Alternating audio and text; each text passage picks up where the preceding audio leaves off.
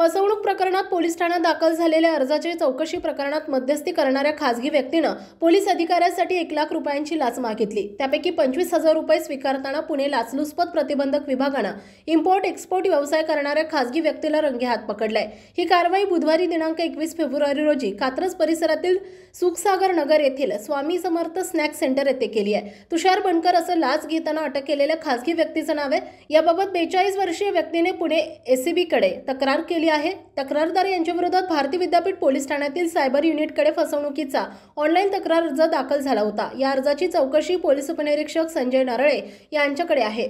संजय नरळे यांना सांगून मदत करण्यासाठी आणि प्रकरण मिटवण्यासाठी तुषार बनकर यांनी संजय नरळे यांच्यासाठी 1 लाख रुपये लाच मागितली। तक्रारदार यांना लाच देणं मान्य नसल्यानं त्यांनी पुणे एसीबी कार्यालयात तक्रार दिली। एसीबीच्या पथकानं 13 आणि 20 फेब्रुवारी रोजी पडताळणी केली। त्यावेळी आरोपी तुषार बनकर यांनी तक्रारदार यांच्याकडे फसवणुकीच्या प्रकरणात मदत करण्यासाठी आणि प्रकरण मिटवण्यासाठी पीएसआय संजय नरळे यांच्यासाठी 1 लाख रुपये लाचेची मागणी केली।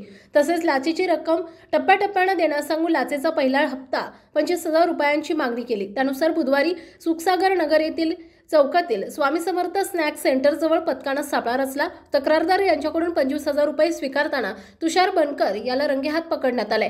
त्याच्यावर भारतीय विद्यापीठ पोलीस ठाण्यात भ्रष्टाचार प्रतिबंधक कायद्याअंतर्गत गुन्हा दाखल केलाय।